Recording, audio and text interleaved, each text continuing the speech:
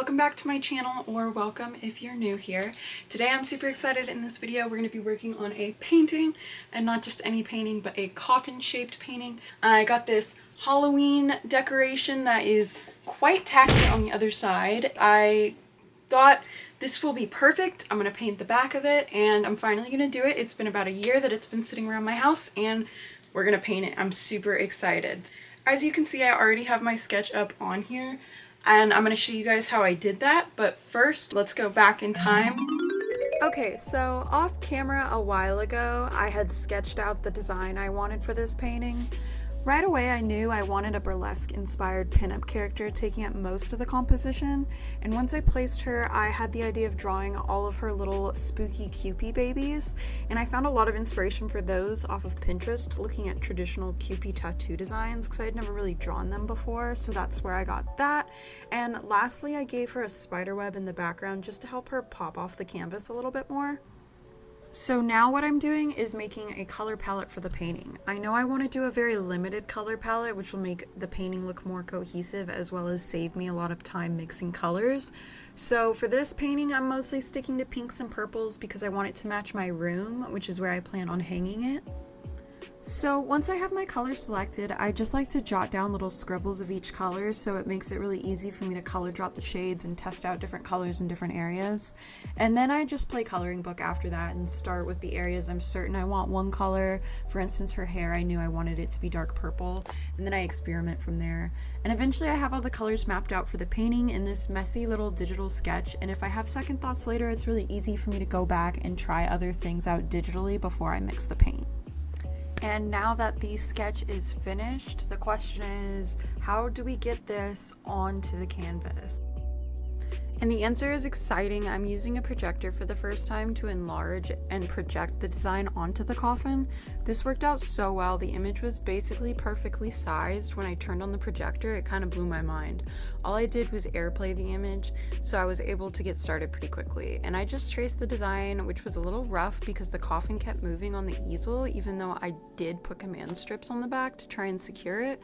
That honestly didn't work well, but we made do. And because it was so wobbly, I just went back over all the lines with a thin Sharpie to really clean up the edges before I started to paint. And I decided I was going to start by painting the border because I felt like I wouldn't want to do that in the end, which I ended up only doing the first color because I was afraid I would run out of violet paint, and I thought I could just go back and do black stripes at the end instead of dark purple. So I started with the light purple color, and I just mixed a little bit of violet with white to get that really light color, and I started painting that on the edges after I had taped off the painting. And I'm using a gouache paint for this. I really love the flat color that it gives off, and that's why I chose it.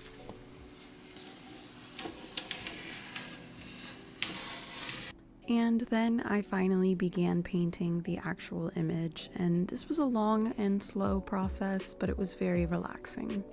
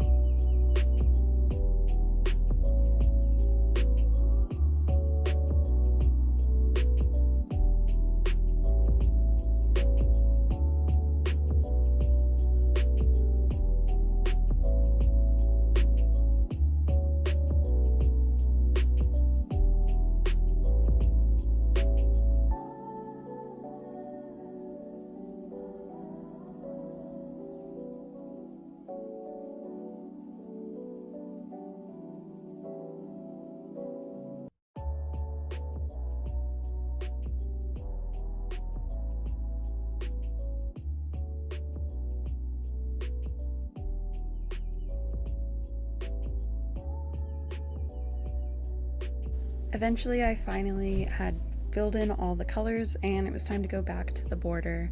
And so I took some tape and just taped off little stripes that were the same width as the tape to make it easy. And then I started mixing the dark purple color and slowly painting the stripes in as carefully as I could. And it came out pretty good, but there was a lot of touch-up that I needed to do after I peeled off the tape. Next is my favorite part of the process, where I start inking in all of the outlines. And this is such a slow process, but it's so satisfying and relaxing for me. And it's just the cherry on top when everything starts looking really cartoony and cute and the lines are so sharp. And you can see I was working there in real time and then sped up. And now the final reveal, I finished the painting by adding a couple of white details to all the eyes, and I chose to put little white speckle kind of stars in the background, and I think that really tied it together. Overall, I'm so happy with how this came out. This has been just so much fun to do, and I'm so excited to hang it up in my room. Thanks so much for watching, especially if you made it all the way to the end. I hope you have a wonderful rest of your week, and I hope to see you around next time. Bye!